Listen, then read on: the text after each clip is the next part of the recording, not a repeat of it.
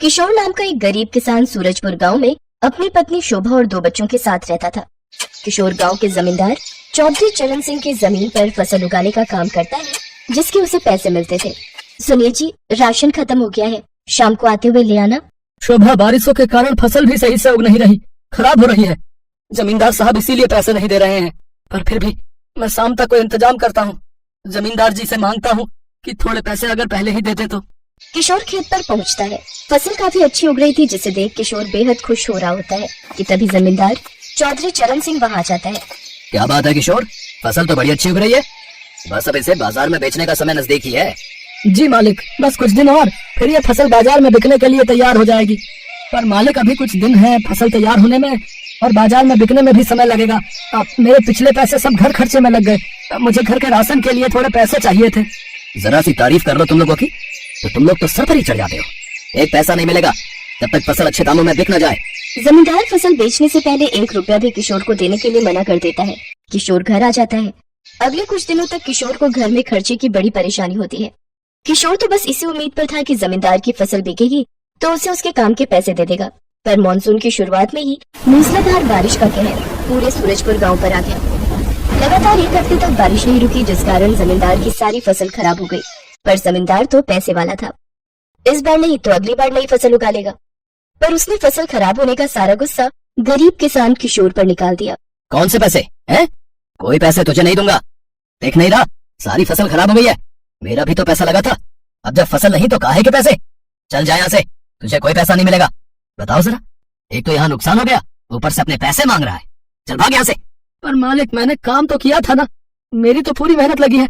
मैंने फसल की देखभाल अच्छे से की थी, इसमें मेरी क्या गलती है जब बारिश का कहर फसल पर आ गया? अरे बारिश वक्त से पहले आ गई, मैं तो फसल काटने ही वाला था।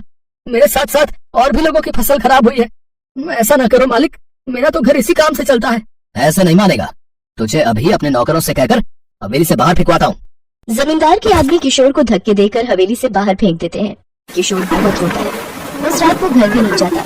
वही जमींदार के खेत के पास बैठा हुआ मूसलाधार बारिश में रोता रहता है। तभी शोभा उसे ढूंढती हुई आ जाती है। सुनो जी, कब तक यहाँ बैठे रहोगे? बारिश बहुत तेज है, बीमार पड़ जाओगे। घर चलो, बच्चे भी घर पर अकेले हैं, मैं सुबह से तुम्हारा इंतजार कर रही हूँ। शोभा के कहने पर किशोर घर चला जाता है, पर उसका मन नहीं लग रहा था। आधी रात के समय वो घर से उठकर वापस खेत पर आ जाता है और खराब हुई फसल देखता रहता है। अचानक उसे 2 आदमी एक बोरी को उठाकर ले जाते हुए दिखाई पड़ते हैं। आदमी हवेली के पीछे वाले रास्ते से आ रहे थे। किशोर उन्हें रोकता है। कौन हो तुम, और हवेली में ये क्या लेकर जा रहे हो? क्या तुम चोर हो? रुको जरा। अरे छोड़ छोड़ छोड़, मैं कहता हूँ छोड़, वरना तुझे जान से मार देंगे। इस बोरी में क्या है? तुम हवेली में से चोरी करके जा रहे थे, दिखाओ तो जरा, मैं तुम्हें नहीं जाने दूंगा। किशोर उन चोरों के साथ छीना झपटी कर ही रहा था कि तभी हवेली में से चौधरी चरण सिंह की बहू चीखती हुई बाहर आती है। कहाँ गया मेरा बच्चा? मेरा बच्चा कहाँ गया? मेरा बच्चा कमरे में नहीं है। सब लोग शोर सुनकर हवेली से बाहर आ जाते हैं। तभी घायल अवस्था में किशोर वहाँ खड़ा था। एक चोर भाग गया था, पर एक वहीं गिरा हुआ था। किशोर बोरी का मुंह खोलता है। बोरी में कोई और नहीं बल्कि जमींदार चरण सिंह का पोता बंटी था। बंटी, मेरा बच्चा! ये भगवान, मेरे बच्चे को ये लोग लेकर जा रहे थे। मेरी आँख खुली तो मैंने देखा बंटी बिस्तर पर नहीं है। मालिक, बड़ी मुश्किल से इसे रोक पाया हूँ। इसका एक और साथी भी है जो भाग गया। ये पीछे के रास्ते से इस बोरी में बंटी को ले जा रहे थे। वो तो मैं यहाँ पर था तो इन्हें पकड़ लिया। तुम मेरे पोते का अपहरण करके ले जा रहे थे? बताओ तुम कौन हो, मैं अभी पुलिस को बुलाता हूँ। हमने सुना था कि तुम्हारे पास बहुत पैसा है। हम इस गांव में चोरी करने के लिए आए थे, तो सबसे ज्यादा अमीर तुम ही हो, इसलिए हमने तुम्हारे पोते को उठा लिया ताकि हम तुमसे इसके अपहरण के बदले पैसे ले सके। पर इस आदमी ने हमें पकड़ लिया, मेरा साथी भाग गया है। चौधरी चरण सिंह के सामने सारी सच्चाई आ जाती है। उसे अपने ऊपर बहुत पछतावा होता है कि वो जिस गरीब किशोर के पैसे मार रहा था, आज उसी ने उसके घर के चिराग को बचा लिया। चौधरी के बहू बेटा और पत्नी भी किशोर को धन्यवाद कहते हैं। चौधरी चरण सिंह किशोर से माफी मांगता है और उसकी मेहनत के पैसे उसे देता है। किशोर को अपनी मेहनत के पैसे मिल जाते हैं और वो खुशी खुशी घर लौटता है।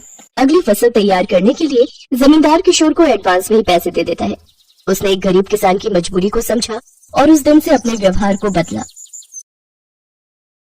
एक बार की बात है, किशनपुर गांव में महेश नाम का व्यक्ति अपनी बीवी रमा, 6 साल की बेटी पिंकी और 8 महीने के बेटे बिट्टू के साथ रहता है। जिंदगी एक पल में कितनी बदल जाती है, इसका सबसे बड़ा उदाहरण है महेश।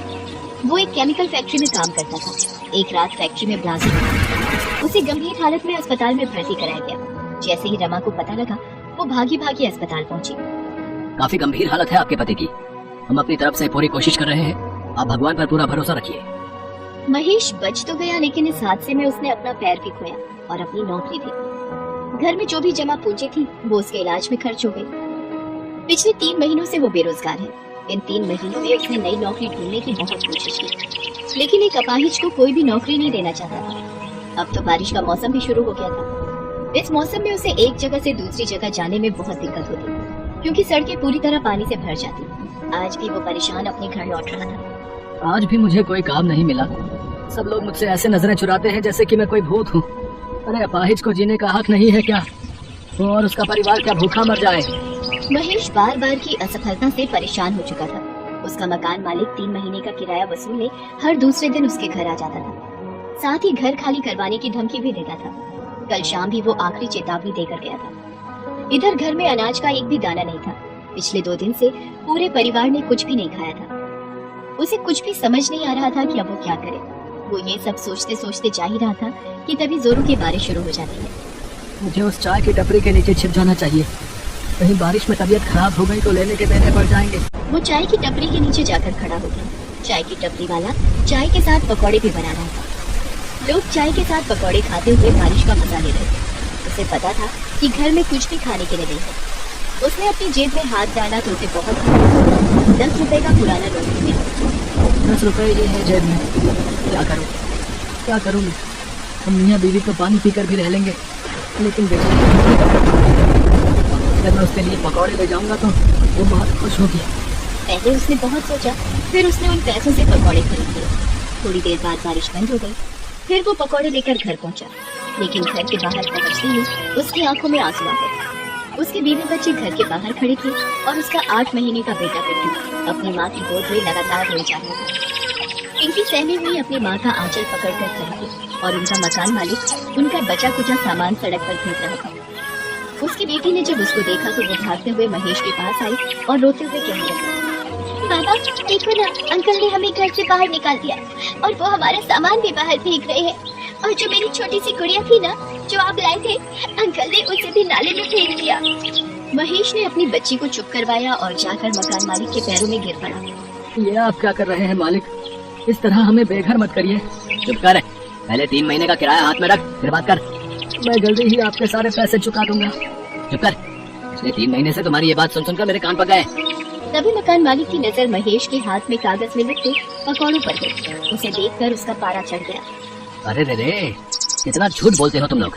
मेरा किराया देने के लिए तुम्हारे पास पैसे नहीं है, पर पकौड़ा पार्टी करने के लिए पैसे। चलो निकलो यहाँ से, कार कहीं के। ये कहकर उसने उन पकौड़ों को उसके हाथ से छीनकर फेंक दिया। फिर वो अपने घर में ताला लगाकर निकल गया। महेश और उसकी पत्नी गिड़गिड़ाते रहे, लेकिन वो तो निर्दयी बना रहा। अब हम कहाँ जाएंगे जी? पता नहीं रमा, लेकिन कहीं तो जाना होगा ना।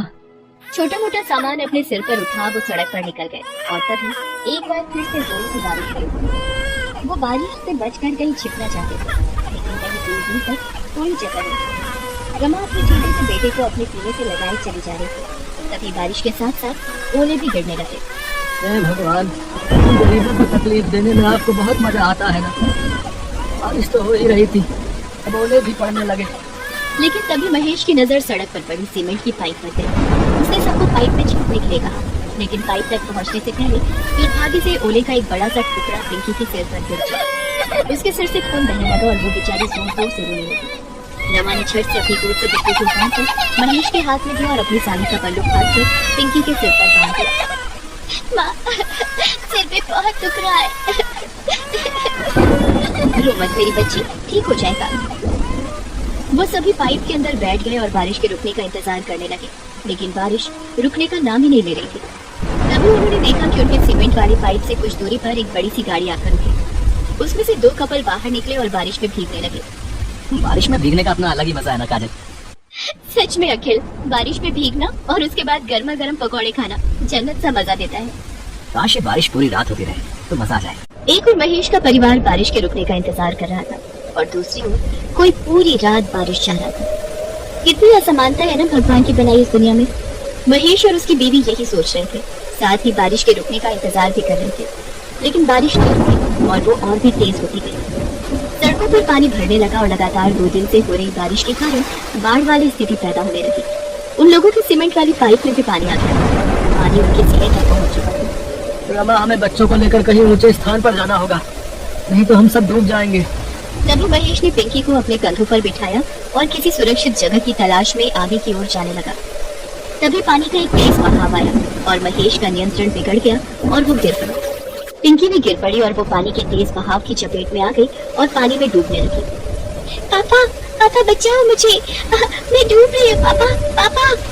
एक तो 2 दिन से भूखा परिवार, ऊपर से बारिश का कहर। महेश चाहकर भी अपनी बच्ची को नहीं बचा सका और पिंकी पल में ही उनकी आंखों से ओझल हो गई। पिंकी, पिंकी कहाँ हो तुम? पिंकी, हाय मेरी बच्ची। लेकिन पिंकी ने कोई जवाब नहीं दिया। आज महेश खुद को बहुत ही असहाय महसूस कर रहा था और एक असहाय पिता की तरह ऊपर आसमान की तरफ देखकर कहने लगा, भगवान, तुम्हें जरा भी दया नहीं आती क्या? हम गरीबों पर पूरे पत्थर हो गए हो क्या? पहले तो मुझे अपाहिज कर दिया और फिर दाने दाने को मोहताज कर दिया, फिर सिर से छत भी छीन ली और अब मेरी बच्ची को भी ले गया।